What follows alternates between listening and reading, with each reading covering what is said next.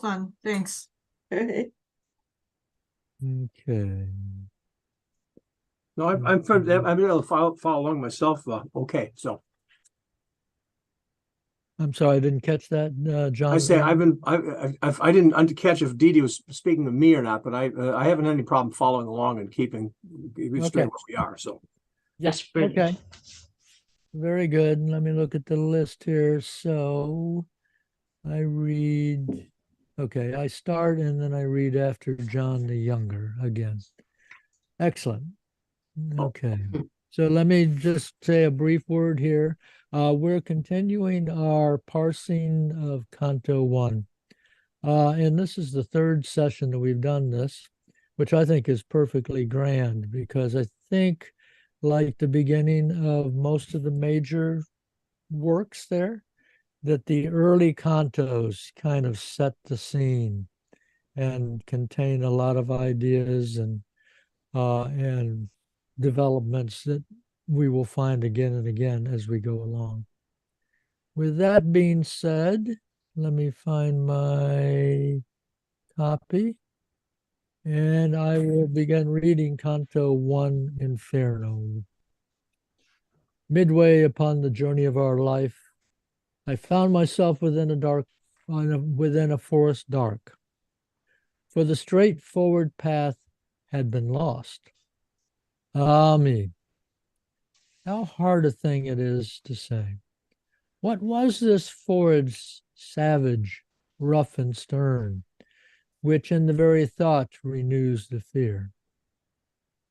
So bitter is it, death is little more. But of the good to treat, which there I found, speak will I of the other things I saw there. I cannot well repeat how there I entered. So full was I of slumber at the moment in which I had abandoned the true way.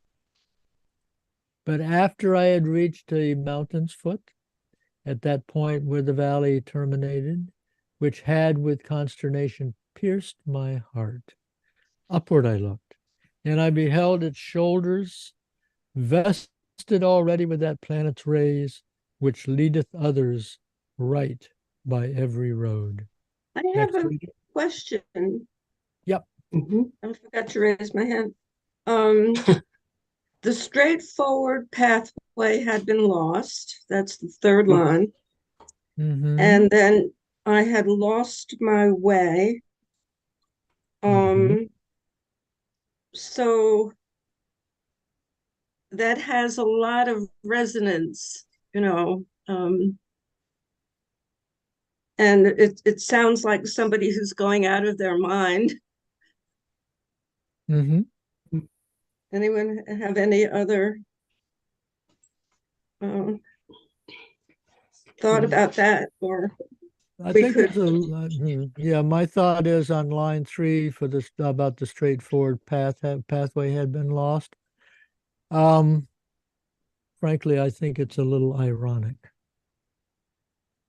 But we will only know that as we proceed deeper into the commedia. I think that Dante, even at this point, is well aware that for most true seekers, they're going to get lost. Yeah, thank you. That's just my feeling at this point.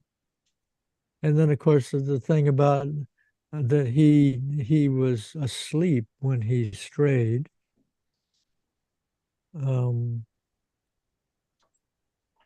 Okay. I guess I would probably comment here. Something I've understood in my faith journey is how sometimes people talk about, falling asleep in your faith and basically going through the motions of life as a matter of, and not really being attuned to God's will and to the straight and narrow path of Christ, to the narrow way. So there's probably somewhat metaphoric, some allusion to that as well. I would think it's not just. I don't think it's physical slumber as much as his faith slumber of his spirit, of his soul. Yeah, I think you're correct. Exactly. I do too. All Can I right. continue? So, Please. okay.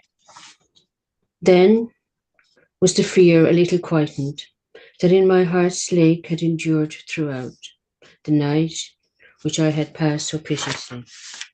And even as he who, with distressful breath, forth issued from the sea upon the shore, turns to the water perilous and gazes, so did my soul, that still was fleeing onward, turn itself back to re-behold the past, which never yet a living person left. After my weary body I had rested, the way resumed I on the desert slope, so that the firm foot ever was the lower. Okay. And lo, Can I yeah, interrupt don't you? stop, of course. I'd like to interrupt you just for a second. To point out that actually, at least according to Dante in this particular instance, he actually literally was asleep. He was asleep when he wandered off the path, but we are actually meeting him as he's just waking up from a sleep, a physical sleep. Okay. And he knew Aeneas had gone to the underworld. So why, which never yet a living person left? I assume that's Inferno. You have to be dead to go into Inferno, don't you? I think But, he's referring to the sun's rays, the planet. He describes it as the planet's rays. but I Which thought it was to the afterlife, to where all the dead spirits are. But he's aware that Onward. people did. I think it's in Canto 2, maybe, where he refers to Aeneas and to St. Paul as having made the journey to Inferno. So he is aware that people have gone there and returned. Right. So then what are these two lines? What is this line? To re-behold the past, which never yet a living person left. It's a good question. He's contradicting himself. Maybe he forgot. No. As I understand it, he's literally looking at the rising sun rising rising in the middle of a valley. But lots of people did that. Yeah, but the turn is back to behold, which never yet a living. I don't know, Sheila. I would say that a good question, and I don't have an answer for it. I'm looking to see if Sayers says anything. Okay. 27. Okay. Dante, as we shall see, is by no means out yet, nor will he be, until he has passed through the death unto sin. That's Sayers' note.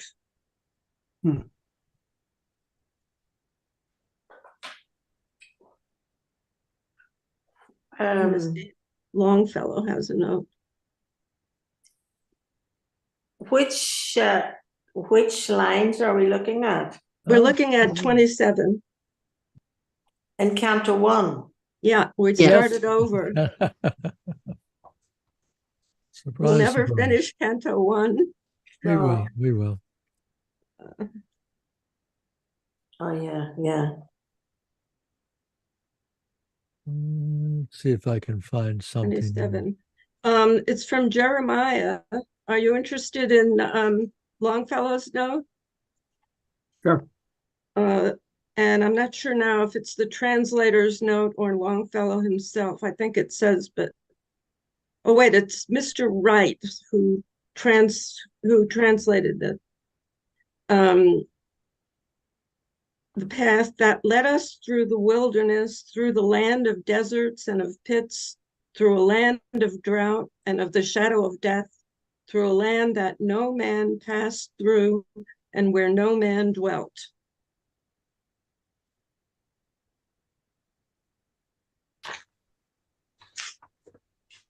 And Mr. Wright, what's his first name, quoted Spencer, "Fair creature never passed that back return without heavenly grace."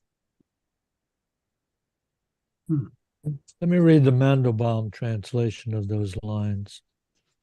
So did my spirit, still a fugitive, turn back to look intently at the past that never has let any man survive. Yeah. That's a radically different. Mm. That's a radically different translation. Seems to. Yeah, and I have a copy of Sarah's, and it's similar. It says, "When no man yet came ever out alive." Okay. It's in So King as well. if Sayers and Mandelbaum are right, I mean, it's really kind of a commonplace that is being stated here. You'll never get out of life alive. Yeah. Well, he's isn't he? Is he? He's looking at some. He's kind of facing the specter in us, or the passage into death, I suppose. Yeah. Yeah. This is going to be starting to You go think? into Inferno. Sure. That's And a I was, little and different. and I was pondering here too. There seems to be, Dee Dee mentioned the allusion, at least from Mr. Wright, I guess, to Jeremiah and a biblical reference. I wonder if the previous stanza there, even he with distressful breath forth issued from the sea upon the shore, turns to the water perilous and gazes. I guess that puts me in the mind of the prophet Jonah, who was spewed out, and it's like his almost his reaction upon the 3 days in the belly of the fish, spewed out upon land, and is turned to now face preaching to the Ninevites. Something Right. like that. And of course, we have Ulysses And Ulysses there too. in the Nausicaa chapter where he, he wakes up on the beach. Okay. But I also like this purely as a physical description. Sure. If any of you have had the experience of almost drowning, which I've had, it is very physical. Once you're no longer drowning, there is a tendency to look back at what you just escaped. And breathing heavily, I should add. So it works in all those ways. Jonah, just a simple physical description. Okay. If we look the Italian here and the Longfellow translation, both are sort of ambiguous because they're both which left, the Italian, which left never a living person, but of course in poetry, word order can be switched, and which never yet a living person left. So is which the subject of left or the object of left? So was the past the agent in not letting anyone out alive, or is it just the fact that nobody ever got out alive? That doesn't clarify anything. No, probably No. muddles it more, but anyway. But I mean, when you read Barolini, Dante's like deliberately psychoanalyzing the reader and you don't, I mean, when you read her, you don't know if he thinks this really happened and real, the physical world in any way, or is he making it all up? He just keeps leaving you not knowing where he's coming from. I myself think it was totally deliberate, but I don't know. That's me. Being a Joyce reader, of course, I think ambiguity is a very important part of both Joyce and this sort of ambiguousness is also important, and not only provides the reader with material, but also provides the reader with the question of what does this mean? Yeah, and Yeah, because it challenges us. We just don't read and accept it. So that's the and whole point really behind it. to say you're sure and somebody else isn't, to be you possess the truth. I think that whole state of mind is being challenged by both writers. Yeah, I think so too. And going back to line 3 of this particular one, as I mentioned before, I find the line "for the straightforward pathway had been lost." I find it a little ironic that almost those who think there is a straightforward pathway have already lost the chance of finding the true pathway. Yeah, and I think Barolini supports that way of looking at what Dante's doing with his structure, with the way he tells the story. Yeah. Which I think is marvelously supports the idea that this is a work best read at least sometime with a group of people. Oh, for sure. So we don't get stuck in our own first guess. Yeah. Okay. Shall we go on? All right. Anne? Okay. After my weary body I had rested, the way resumed I on the desert slope, so that the firm foot ever was the Lord. And lo, almost where the ascent began, a panther light and swift exceedingly, which with a spotted skin was covered over, and never moved she from before my face. Nay, rather did impede so much my way, that many times I to return had turned. Good. Let's stop right here. So the Canto is thought was lost. So let me see. That's the panther. Yeah, I've actually since our last meeting really thought a lot about the animals. And the panther is the most ambiguous one. And I think that the reason why the panther is the most ambiguous one is because it really represents fraud. And that the reason why Dante keeps on approaching and turning away is he just can't make up his mind whether this is the way to go or not.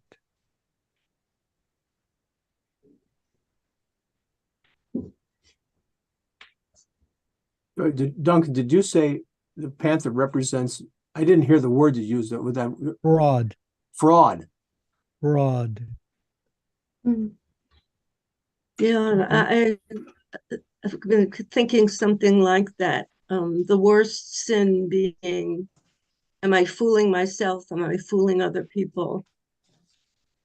And the panther's a good, of course, in truth, we really don't know what this animal is, except it's a cat-like animal. But I think almost all cats, with the possible exception of the lion, are nocturnal creatures. They do their hunting at night, and they depend upon camouflage and quiet and stealthily sneaking up on their prey. Which, of course, Barolini talks about relative to Dante's strategy. Mm-hmm. And the panther is a leopard in my book. Mm-hmm.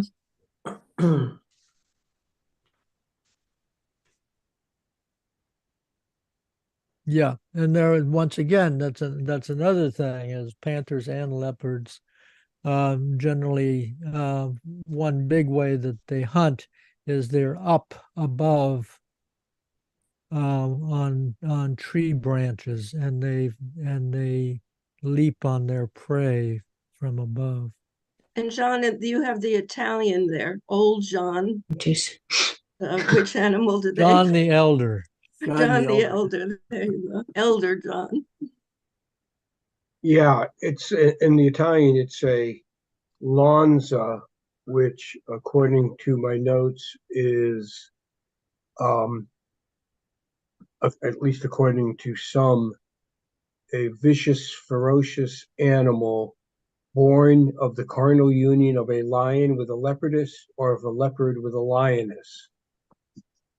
So that sounds like a fantasy animal. That's, yeah. Or maybe not. There's a very strange cat, too. A couple of them walking around my yard with squirrel tails. Oh my goodness. If I was quick with my camera, I could show you. And others just seem to say it's a female leopard. Apparently it's just an old word that nobody's really quite sure about. Yeah, and I think that actually works into the theme quite well. Once again, we have ambiguity. You know, we have the stealthiness, we have the camouflage appearance, and we even have the name of the animal, which we can't be sure of. So this is how fraud works. And I'll anticipate, the other two animals, we have the lion, and the essence of the lion is it's just a big brute. But I think pride.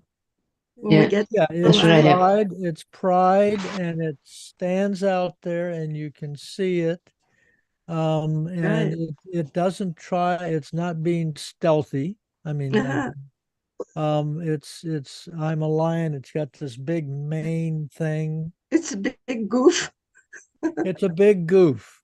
That gets away with being a goof because it's very strong and very aggressive, as opposed to a panther, which is, more lithe, dark, silent, goes from up above, et cetera, et cetera.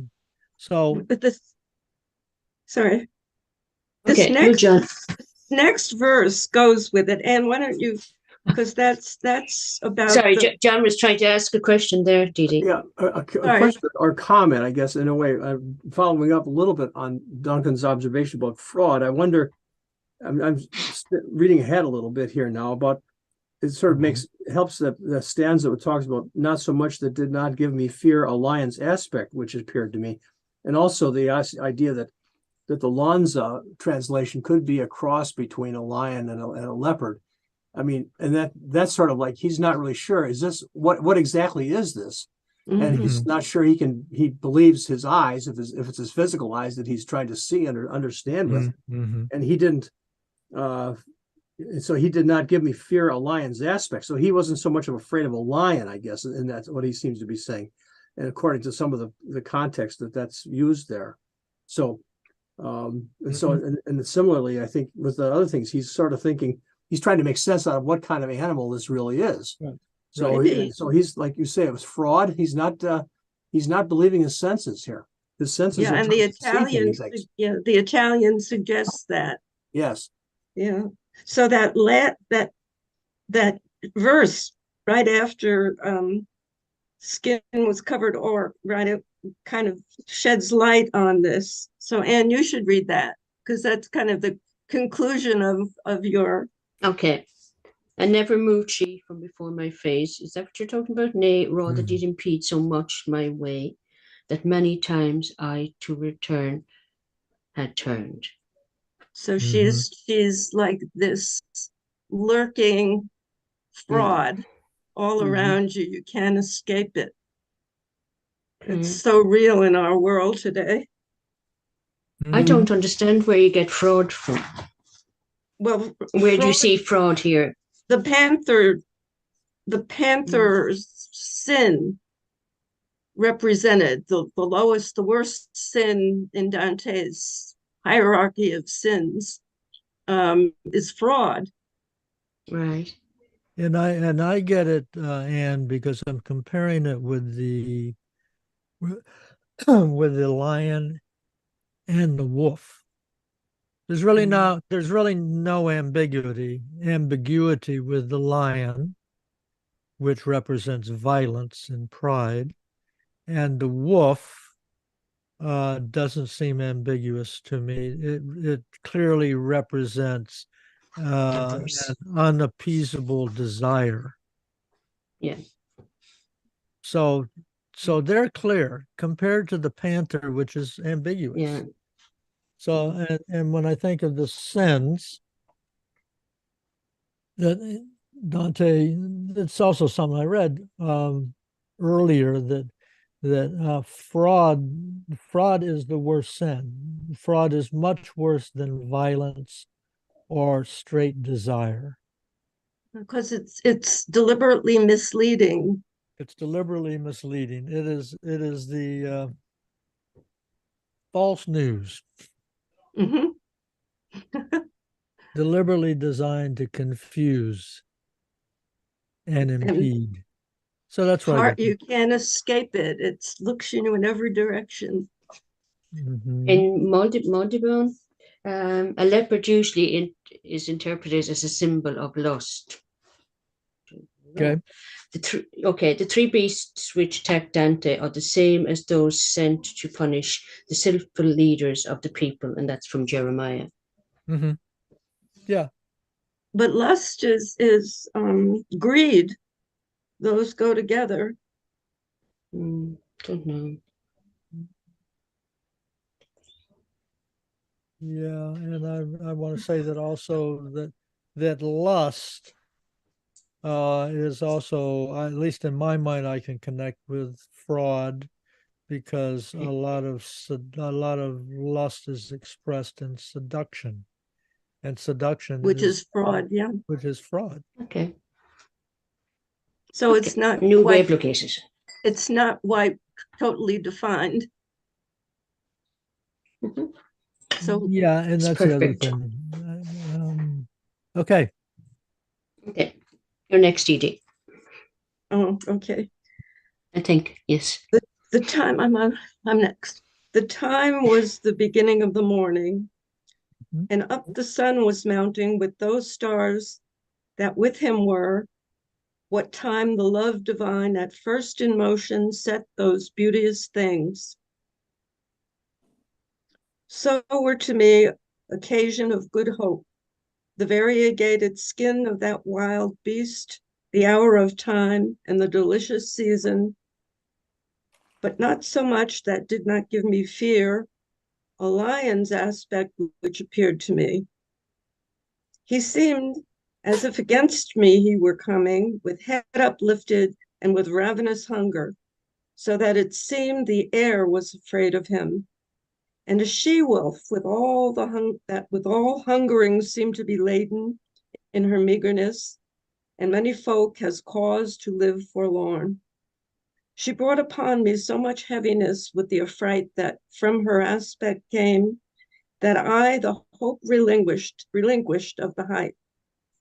And as he who willingly acquires, and the time comes that causes him to lose, who weeps in all his thoughts and is despondent, in such made me that beast withouten peace, which coming on against me by degrees thrust me back thither where the sun is silent. Mhm. While I was rushing downward to the lowland, before mine eyes did one present himself, who seemed from long continued silence hoarse. When I beheld him in the desert vast, have pity unto me, unto him I cried, which e'er thou art, or shade or real man. He answered me, not man, man once I was, and both my parents were of Lombardy, and Mantuans by country both of them. Sub Julia was I born, though it was late, and lived at Rome under the good Augustus during the time of false and lying gods. A poet was I, and I sang that just son of Anchises who came forth from Troy after that Ilion, the suburb, was burned. But thou, why goest thou back with such annoyance? Why climbest thou not the Mount Delectable, which is the source and cause of every joy? Okay, let's stop. Okay. That's a big chunk. Chunk. Are there no questions or observations just on what Dee Dee read? I'll make one observation. In line 65, where he says, "Have pity on me," Mm-hmm. that's actually the Latin form of the word pity. Miserere is Latin, which is kind of an odd thing unless Dante already has an idea who this spirit is. Mm-hmm. Mm-hmm. Miserere is laughing? That's Latin. Yeah, that's the Latin, Latin, the language. imperative form of that verb in Latin. It's That appropriate comes, to use it with Virgil, but yeah, but it comes up in prayers and poetry and stuff. I never yeah, thought of it as laughing. no, Latin. Latin. Latin, Latin, the language. Oh, I thought you said laughing. Oh, sorry. I'm not as clear as I I'm used to sorry. be. My ears. I think it's my voice. I've Combination. actually got COVID right now, so Oh, you my poor head is a thing. little stuffed, but ouch. I'm not seriously ill or anything, but I'm a little stuffy in the head. Mm-hmm. I'm probably not speaking too well. So he used the Latin word there, Yeah, even though he was writing in Italian. yeah. Uh-huh. And also the sub Julio or Mm-hmm. that or sub Julio that Mm-hmm. Virgil says is Latin. But it's not surprising that Virgil should be using Latin. Mm-hmm. Yeah. Mm-hmm. Well, I guess maybe a question on my part then.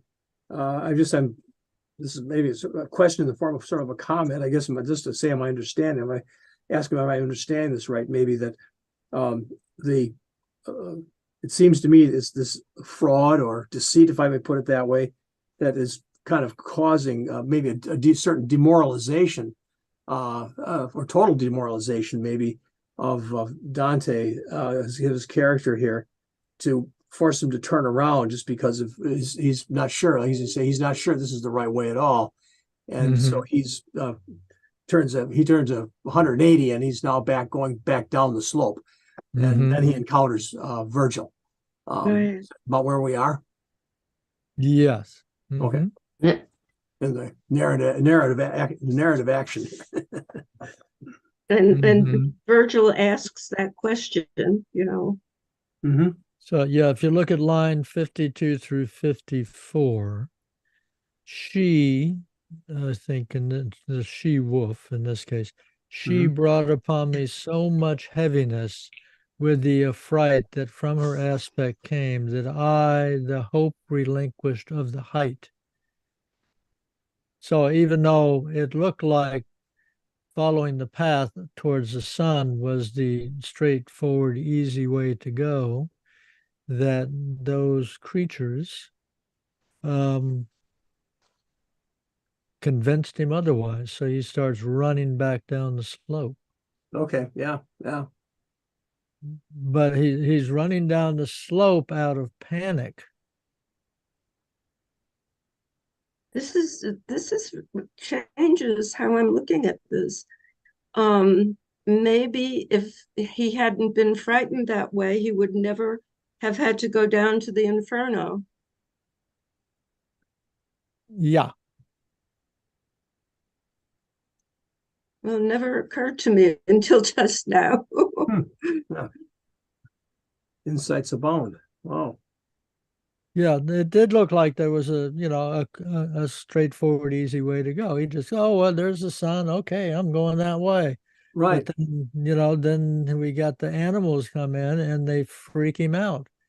And he gives up and he's running back down, but he's in a panic. And that's when he sees a human being. He doesn't know who this human being is. Mm-hmm. And it's kind of, he just decided that, well, there's a human being. And when I beheld him, 64, when I beheld him in the desert vast, have pity on me unto him, I cried, where't thou art, or shade or real man. He doesn't even know whether this is a ghost or a person, but he's so freaked out that he asked for help. And Virgil, who inspired him, who was like his main literary inspiration, asks that question: why climbest thou not the Mount Delectable? He gets that question from from Virgil.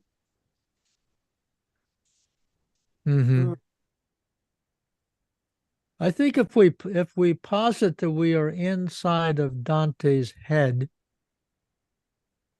and that the animals, the leopard, the lion, and the wolf are in his head, as well as Virgil,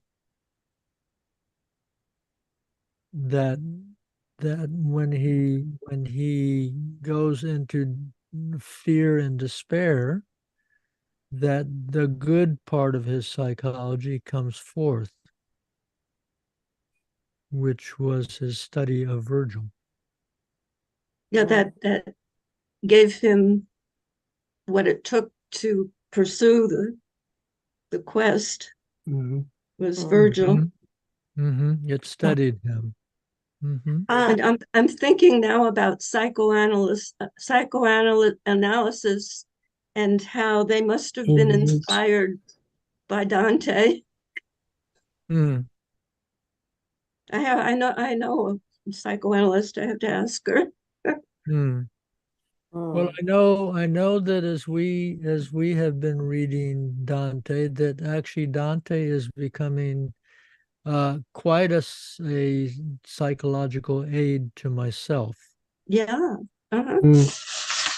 And he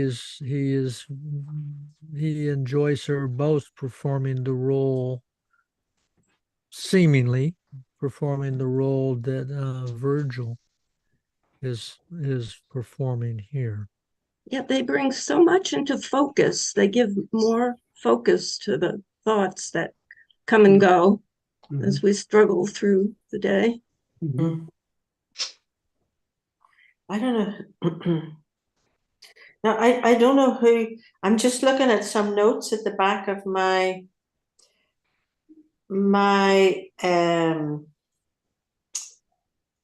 on stuff, and it refers to the animals.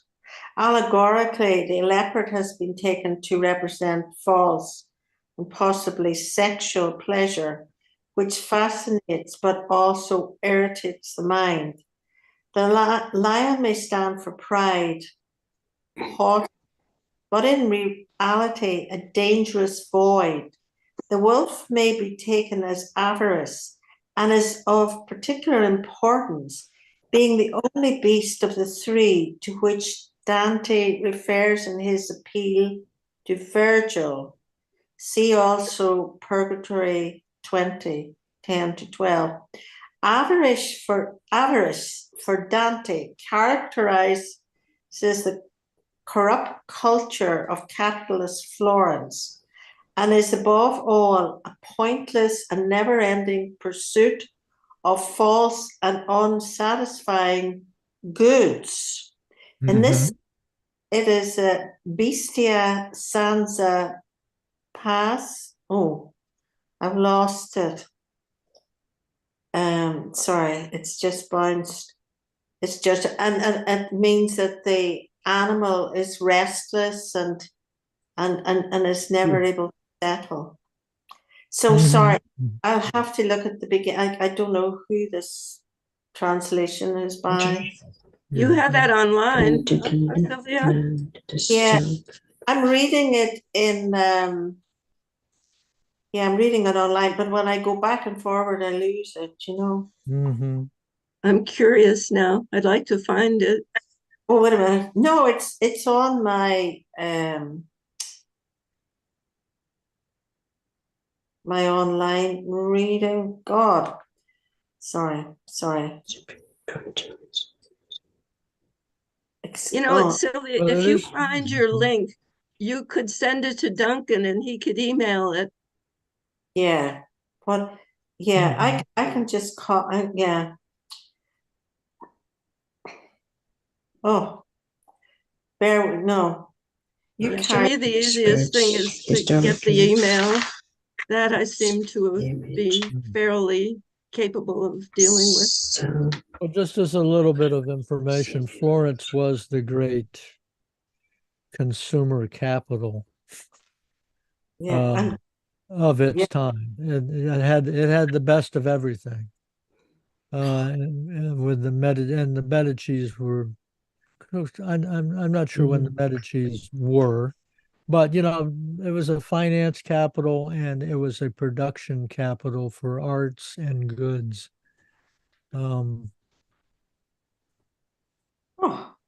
And I'm quite sure I'm sorry. quite sure to have status in Florence. You know, the better clothes you had and the better stuff you had was a big aid.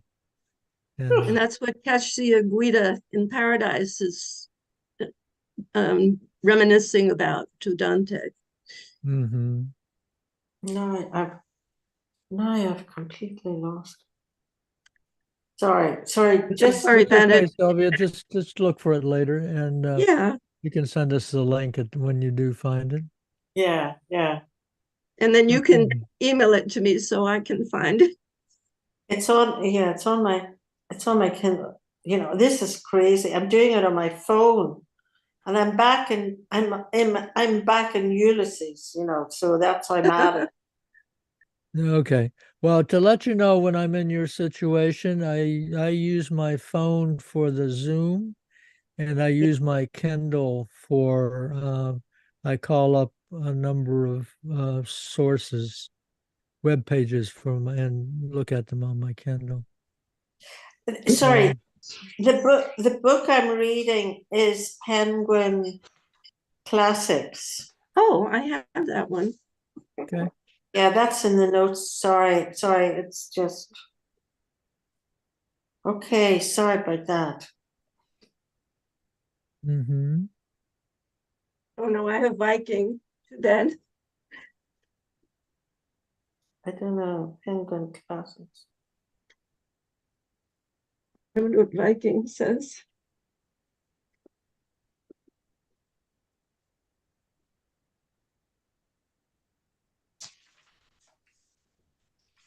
Oh, this is translated, edited, and introduced by Robin Kirkpatrick. Does anybody know him? No, that's actually a new name for me. Yeah. I mean, this is just my Kindle. It's my Kindle. So he's penguin. Kirkpatrick, Yeah, Kirkpatrick. Kirk. Yes, Patrick. Mm-hmm. Good. And he does quite a bit on, the background to, Mm-hmm. the Guelphs and Gibberline factions, and, all of that. Okay. Okay. Let's Thank go. you. Let's continue on at this point. I think the next set of verses are pretty straight ahead. So they seem, who is reading now? I think I'm up. Okay, so John, take it away.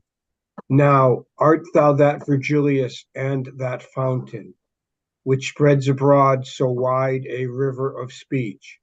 I made response to him with bashful forehead. O of the other poets, honor and light, avail me the long study and great love that have impelled me to explore thy volume. Thou art my master and my author thou. Thou art alone the one from whom I took the beautiful style that has done honor to me. Behold the beast for which I have turned back. Do thou protect me from her, famous sage, for she doth make my veins and pulses tremble. Mm-hmm.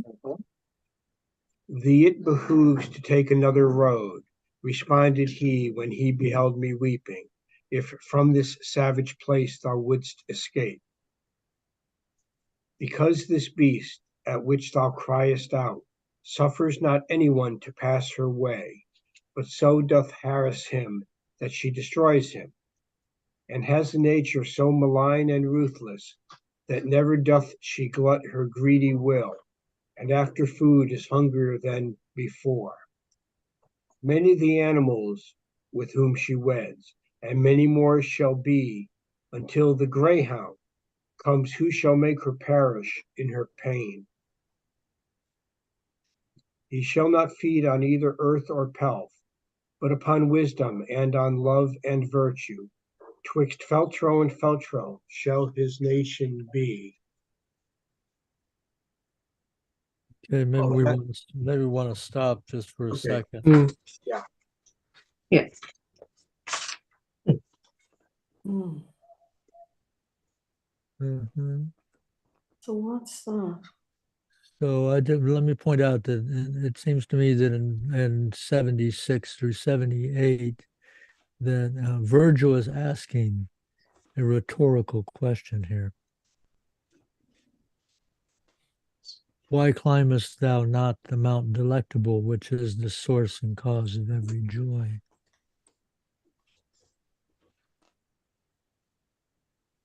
So I So he think he already knows the answer.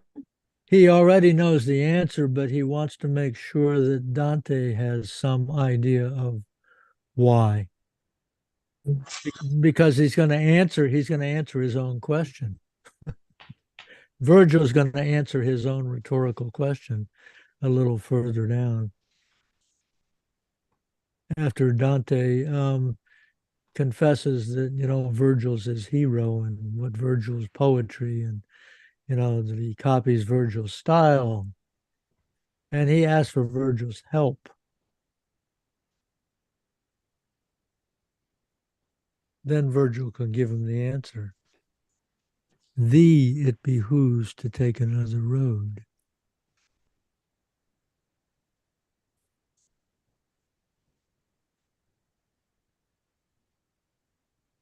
According to Longfellow, the greyhound is Congrande, Lord of Mhm. Verona.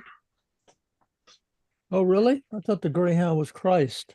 That's what I thought too. No, Can Grande apparently is the Italian for big dog. To him, Dante dedicated the Paradiso. Some think that Veltro is not Congrande, Oh, yeah. but Uguscione della Fagioli, and doesn't say who that is. Huh. Mm. What it says in mine. Okay. So that's on line 101. So the Greyhound is, are you saying the Greyhound is referring to some earthly ruler at that time? Right, and who helped Dante, Congrande, helped him, made him He it hosted. He possible, hosted him. Yeah. to write the Commedia. Okay. Huh. So you said his name is Congrande?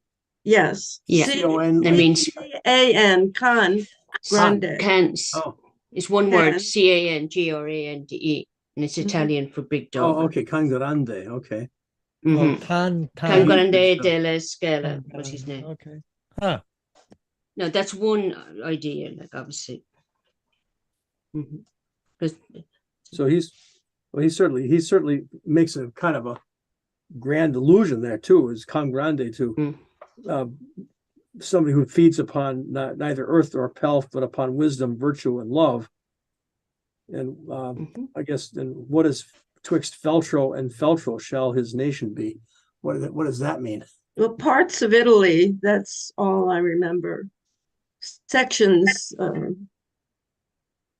that's another possibility, that it could come from some part of Italy. It could also be what monks and things wear their clothes. It could also be translated as that. So it could be, that's another possibility. There's no agreement on it. There's three hypotheses. I don't understand. What about monks? So, here, I'll read it to you. Felter, rather than clarifying the hound's identity, allows us at least three hypotheses. A member of the clergy, most probably a monk or a friar, since their friar's clothes were made out of feltro in Italian. Oh. An elected officer.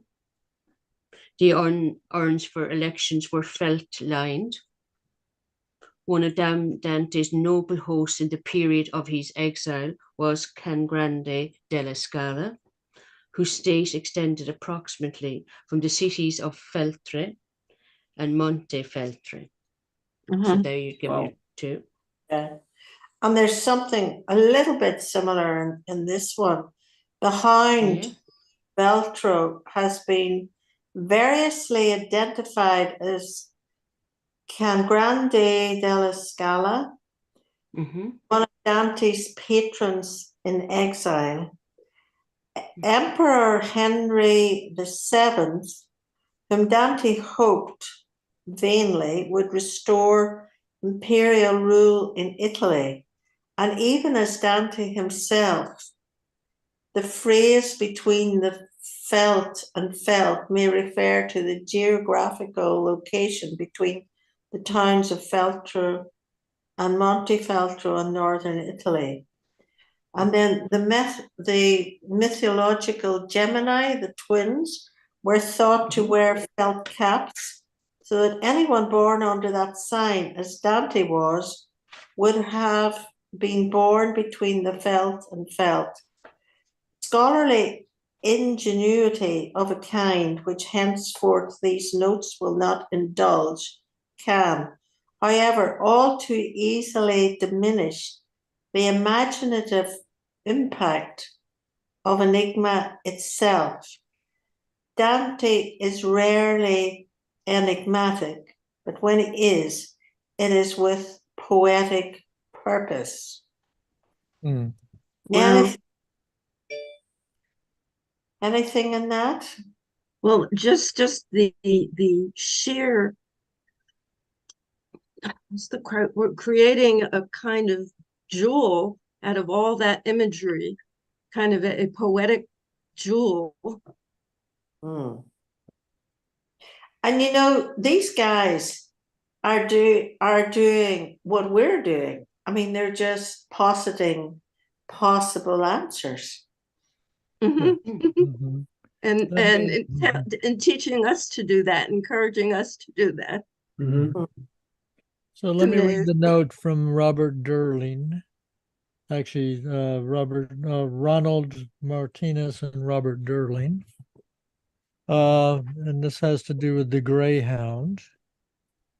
Some verse from lines 101 to 105. Innumerable explanations have been offered of this prophecy. There are two main families of interpretation. One, the greyhound refers to the second coming of Christ, or to an ecclesiastical figure prefiguring it. Two, the greyhound refers to a secular ruler who would also prefigure the second coming. Prime candidates for the latter figure are Can Grande della Scala, the Ghibelline leader of the Veronese noble house that offered Dante hospitality. Blah blah blah. So we've got could be Christ, or it could be a ruler, or it could be Can Grande. Mhm. But it's obviously got to be somebody pretty powerful to tame the wolf. Indeed. The next lines seem to me to suggest that it's an earthly figure, a potential Okay. ruler, because he says in line 106, of that low Italy shall he be the savior. Mhm. And I don't know, for Christ just to limit to Italy, Yeah. I don't know. Yeah, That that's true. doesn't Yeah, absolutely. Yeah. that's a seem good as- point. On the other hand, well, savior is in the that does sound a little theological. Savior. yeah, and it's What's the important to word you remember have? that. What's the word you have in Italian? It's salute, which is probably more health or safe. Uh, I'm looking it up right now to see if there are any shades of meaning. Mhm. Health, well-being, safety, salvation. Salvation, so Mhm. which is really the only one that fits here. He will be the salvation of Italy. Yeah, I think it's important to keep in mind, this is a little tricky what I'm going to say now. But if you remember, all throughout the Commedia, Dante has amazing faith in rulers. You know, he basically he wants a Roman type empire to be reestablished in order to bring about peace, et cetera, et cetera. And And separate from the church. and separate from the church and all that. But remember, since we just were reading the Paradiso, that none of that is really promised. Mm-mm. That Dante keeps up a lot of his illusions, even 90% of the way through the Commedia. And he doesn't really realize that, no, he's not going to get to go back to Florence. No, this government that he keeps on hoping for is really not going to happen. So I don't know whether to attribute this Can Grande thing to Dante's early naivete,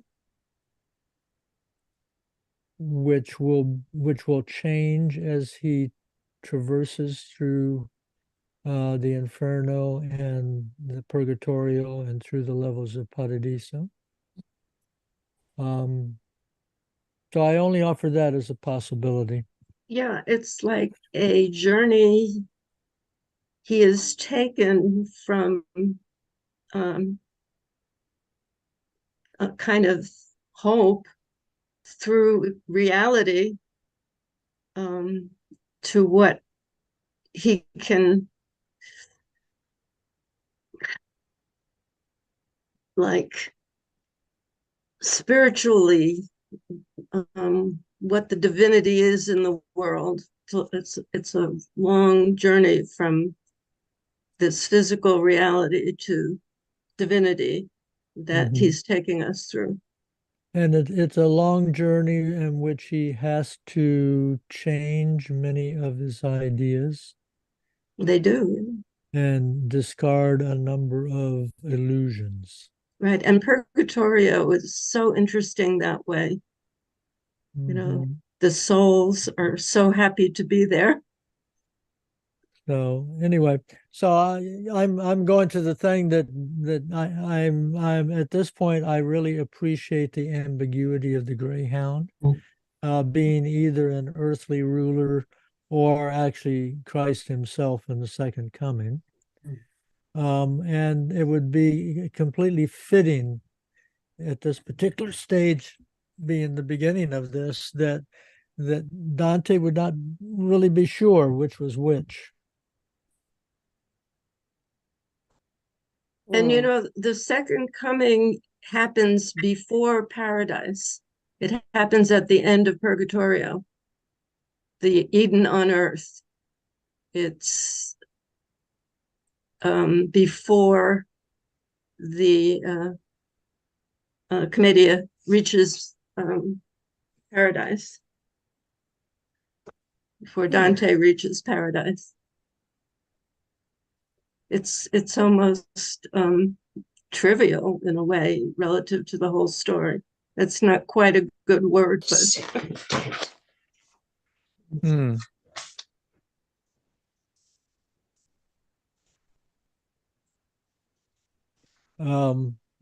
Certainly I kind of go along with that. What I came away with as we went through Paradiso is that um, it's Joyce's thing of all times are now, all times and places are now. And so it would make perfect sense under those circumstances that the second coming is always now also. It's just some can see it and some can't, depending upon their development. But anyway, on we go. On we go. Okay. Let us try to complete our study this time of Canto 1. maybe we should move a little faster so John and Sylvia can read before we finish, and then we can go back next time. Okay, all right. Very Okay. good. Who's next? Young John? Oh, New am I John. supposed to read? John the Younger? Oh, okay. No, What do I read? new, I'm sorry? new and previous. John the New, Newer? okay. So, at what part do I read then? How far do I read? Just to Maybe the we end? start. Okay. Where did you leave off, John? Okay, you're just John, gonna the tell me where to previous. stop. Of that low You Italy. left off at 105. Twixt Well, I Feltro don't, and my Feltro shall my his book is not nation. numbered here, so I'm just gonna read until. Okay. Okay, Top 106. of page Start at 6. start at 106 and go till you either stop or are stopped. Okay, Yeah, the top of page 6. okay, got it there. That's right. Oh, 106. Okay, all right, begin. Good. Of that low Italy shall he be the savior, on whose account the maid Camilla died, Euryalus, Turnus, Nisus of their wounds. Through every city shall he hunt her down, until he shall have driven her back to hell, there from whence envy first did let her loose. Therefore I think and judge it for thy best thou follow me, and I will be thy guide, and lead thee hence through the eternal place, where thou shalt hear the desperate lamentations, shalt see the ancient spirits disconsolate, cry out each one for the second death. And thou shalt see those who contented are within the fire, because they hope to come, whene'er it may be, to the blessed people. To whom then, if thou wishest to ascend, a soul shall be for that than I more worthy. With her at my departure I will leave thee. Okay, let's stop here. Easy enough. Yeah, let's do that. And then after we've had our discussion on this, Sylvia will complete the canto for us. Perfect. I want to comment on lines 106 to 108, which really strike me since I've read and taught the Aeneid many times over the years. Because he talks about Italy, on whose account Camilla died, Euryalus died, Turnus died, and Nisus died. And two of those, Euryalus and Nisus, were on Aeneas's side, and two of them, Turnus and Camilla, were fighting against Aeneas. And so in Dante's view, they all died for Italy. Without going into a whole lot of detail, a lot of scholarly ink over the years talked about the Aeneid as a glorification of Augustus, and therefore Aeneas is the hero. Then, not surprisingly, around the time of the Vietnam War, a new wave of scholarship that came in that said, no, this is actually critical of Augustus and empire and as an anti-war component. I think Dante saw it pretty clearly. It's neither of those. It's the way it what happened or the way it was imagined, and that nobody on either side was a bad guy. They just were on the right side of history or the wrong side of history. So by including opponents, and this is, of course, Virgil himself, Dante gives these words to, by including opponents of Aeneas among those who died for Italy, he's really ennobling them. So I find those lines very striking. Okay. Thank you for pointing that out. I certainly had no idea. No, I didn't either. Good, John. And Dante's attitude toward Augustus? Well, Dante would be pro Augustus because he was pro reason. Caesar is Julius Caesar is in an honored place because he made the Roman Empire possible. So Dante has a positive view of him and would, I think, have a positive view of Augustus. That's interesting. At least at this time.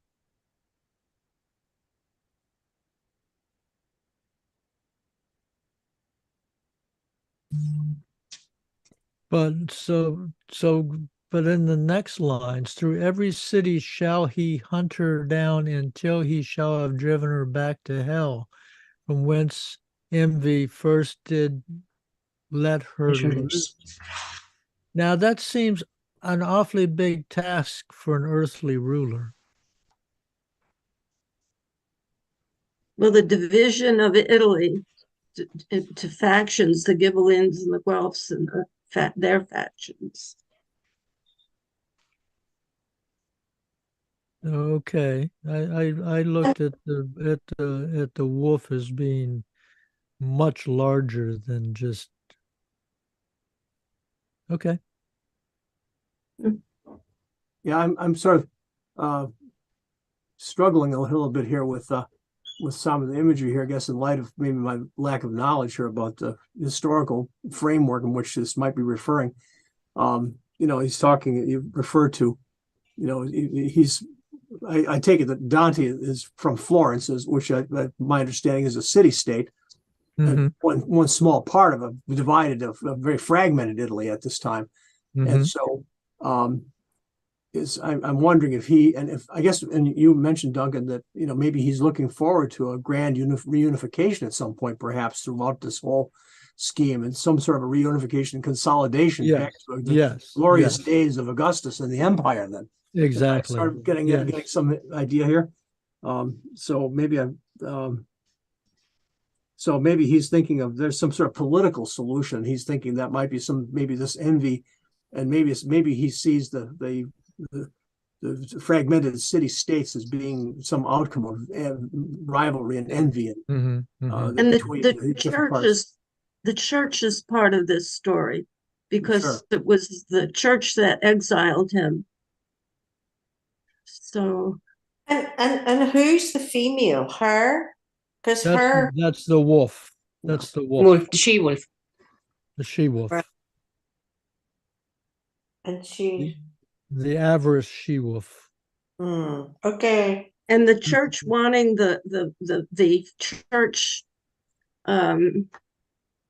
priests and popes wanting profit, and that's what he was so indignant about. Sort of like Luther. Yeah. Yeah. He was pretty disgusted with the church at this time, and and at least throughout much of the Commedia, has the idea that with a strong ruler, a strong empire, that things would be better. Hmm. And they were the fraud, and when you keep reading, they were defrauding the innocent people who would give Okay. them money. Okay, that puts a little more political context into the story here then. Yeah, very much so. Mm-hmm. Yeah. Good questions. Good analysis.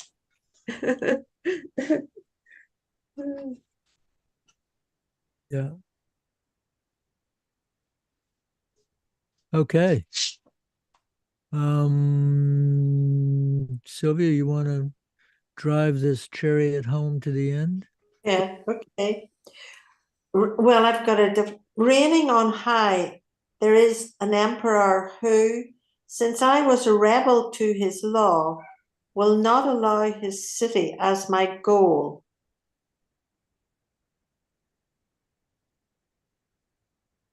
Wait a minute, wait a minute. Oh my God, wait a minute, sorry, just bear with me. As my goal, he rules there, sovereign over every part. There stands his capital, his lofty throne, happy the one he chooses for his own. Poet, I answered, by that God whose name you never knew, I beg you, I entreat, so I may flee this ill and worse, that you now lead me on to where you've spoken of, to find the gate where now St. Peter stands, and all the souls that you say are so sad. He made to move, and I came close behind. That end. And that's it. The end. Mhm. End. It's wonderful. So he's clarifying who his enemy is in Florence. Am I? No? Yeah? Rebels to his law. Above, and that I was rebel. Well, Yeah. let's see. To whom then where there was I leave thee.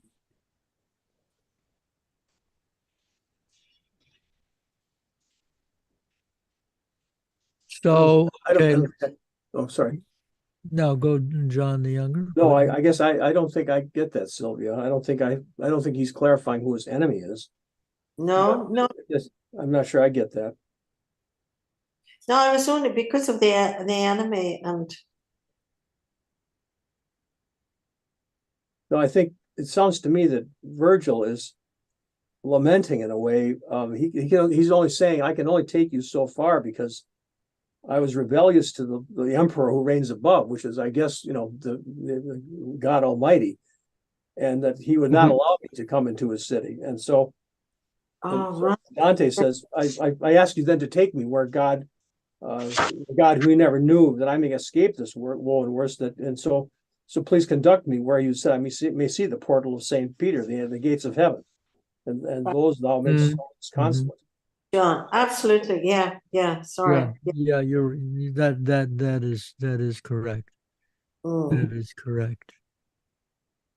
Yeah, this section is worth a long conversation, Absolutely. starting with therefore starting with 112 to the end of that. Yeah, and looking at line 124 and 25, because that emperor, Mhm.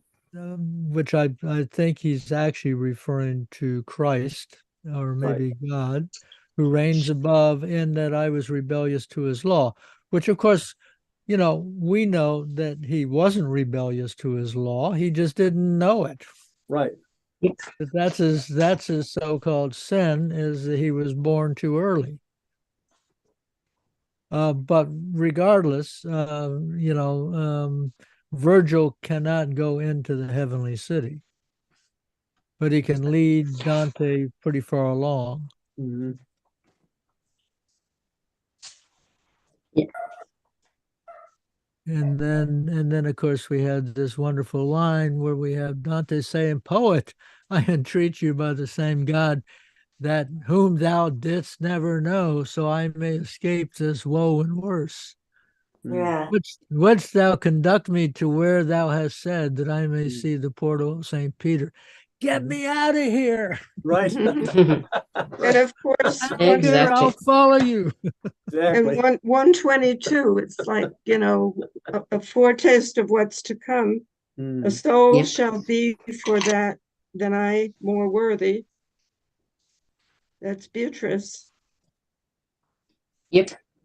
He's also Oh, easier yeah. on Virgil than Virgil is on himself. Virgil describes himself as rebellious, Yeah. and Dante really corrects him. It's just the God you never knew. Right. Sure. Mm-hmm. Yep. Hmm. But the church, this is where the church dictates, um, keeps Virgil in limbo instead of paradise.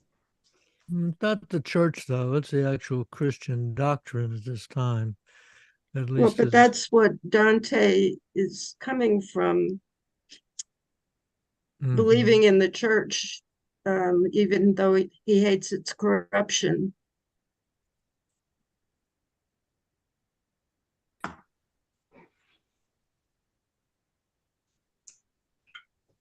So kind of accepting that that's the way things are. What the church says Mhm. is the way Mhm. things are. Mhm. Mhm. Mhm. Which, as we know, that by the time, where is it, that whole thing?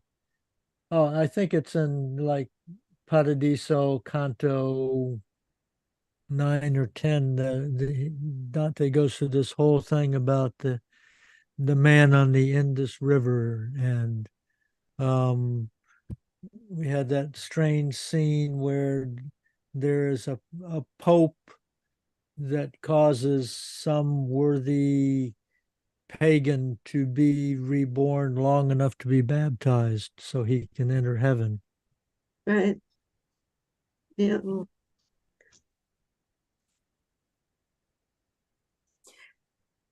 This is certainly a better way to do it, isn't it? Better way to read this. Absolutely. Mm. Well, I think so. That's probably not for everybody, but I really, I'm finding this a much richer experience. Yeah. And yeah, and I'm beginning to see that the poem is. I always knew the poem was complex, but the psychological and philosophical complexity of this is amazing. Yeah. Mm. I mean, it's really it's shockingly modern. Mm. It is. It's so much woven into it. It's like the genius he must have been born with, like Mozart, to just create something so astonishing, Mm. all in one book. Mhm. Mm. Hmm. Mm. Okay. So, I see two ways to go. One, we can just wrap up this meeting. That's one way. Or we could do one more straight through reading and then wrap up the meeting with no further questions or comments. Do we have a vote? I'd prefer starting fresh with two next week. Okay. Oh, and yeah, I- yeah. Just I'm me. talking about ending today. Reading, talking you're talking about- about reading one, not Canto 1 through again one time. Canto 1 through again one time. Oh. Just straight Okay. that. Next time, I'm not happy with, I think more discussion needs to take place, starting with line 1112 before I'm ready to let it go. Okay, well, bring it up now. Yeah. Oh, no, there's too much. There's too much. That's for next. My head is quitting. Okay, you're stuffed. My, Unlike the she-wolf, you are sated for the moment. yeah, my son is a college professor, and he and I played Scrabble. He came to visit, Oh and my I God. said, my head quit. He said, that's what my students say. Yeah, But you know, we're witnessing something very unusual, that Sheila wants to quit. Yeah, that's That's true. true. That's true. Duncan really taught me something about my flaws. Thank you, Duncan. We don't have Okay, to go whatever in- it was, you're welcome. Yeah, I Yes. think what I'm hearing you mean, say is that's just funny. really want to have time to process what you've heard today and read today, and then come back and talk about it some more next week, perhaps. Yeah. Sure. Yeah. Would that be helpful? Is Okay, that- that okay. would So work? that's Absolutely. that's good. Let's There's let us. there's a lot to take in here. There And, is. and, That's right. and I also think that John is laboring under COVID. So I think he's done very, very well, because it's Right. Very true. Well done. Absolutely. It was probably good for you. Well, I will tell you this, I'm just glad I've had all the vaccines. Yeah. It's called dedication. Okay, yes. Yeah. Oh, I Still think you. Well, I think there's a spiritual side to medicine. Yeah. So John, get well soon. Yes, John. Thank you. Okay. Mm. Have you And- peaked and you're heading And- towards? This is my last night in Florence. Oh, enjoy. And thank you for sending the tomb, the empty tomb. Yeah, So it was lovely. interesting. Yes, it's in the it's in Santa Croce. But I just thought it was poignant that it's sitting there, very Yeah. alive, big as Michelangelo's. So Mhm. anyway, A sculpture? yeah, it's on the page. The Yeah, Dante. are you on Facebook, John the Younger? Oh, no, I just followed the link here. So I should find you on Facebook? If you're on Facebook, we do have a Dante group in Messenger. Mhm. I'm not sure if I know how that works. I know how Facebook works, but you don't have like a Facebook special page that I have to be admitted to, do you? Well, is- isn't no, there no. a You just messenger go- up on top of your screen in Facebook? Okay. Mhm. And All just right. type I'll it in. try that. I'll try seeing that. Otherwise I'll come back next time. I'll try to see if I can link up with that here. Well, I It's have, but the picture that Sylvia sent is a fabulous sculpture, but Dante isn't there, Oh, nor okay. won't be. no, he's not there. You know. Oh, he's not there. Okay. A statue of it. Very good. It doesn't look like he'd be coming. It's really It was not the Younger. empty tomb with Christ. It's the empty tomb for Dante. It's Yeah. interesting for Okay. Dante because the city that banished him wants his bones Okay. back. Yeah. Wanted him back. John the Younger, would you be kind enough to type your email address in the chat? Okay, I can do that right now, I think. Yeah, if you would do that now. Let's see Then here. I Where's can- that? Yeah. Where is that here now? Hold on a sec here. Okay, you have to go to the bottom of the screen and Okay, you oh, here, probably I see see. the Yes. three little dots. Yeah, okay. On the right Oh, there's side. chat. Okay, And Yeah, I'll and just, then there's chat. chat. okay, I'll just type my And message here. and just type your email address in that. Okay. Okay, I just sent the stuff on Robin Kilpatrick. Oh, thanks. Did you? And Harry, did you follow along with us, or did you Did you wander fall off? asleep? To some degree, no, it's fascinating, absolutely fascinating. Oh, you're there. Oh, that's Hi. good. Fantastic. A lot of fun. Thank you. okay. Okay, well, come back anytime you feel Thank like you. it. I You'll be here probably on will. Wednesdays. Mhm. It's very Kingstead stimulating. at Gmail. Okay, very good. So I'll be sure to send you a link. Okay, good. I'll try to find this Facebook messenger. I'll try to see if I can use that. Okay, okay, all right. Okay. So Perfect. until Goodbye, we everyone. meet Have a good again. week. Have a good. Okay. We'll see you. Yeah, everybody. Bye-bye. Okay, Thank Sylvia, you. Bye. Thank you, travel Sylvia. safe back. Enjoy. Absolutely.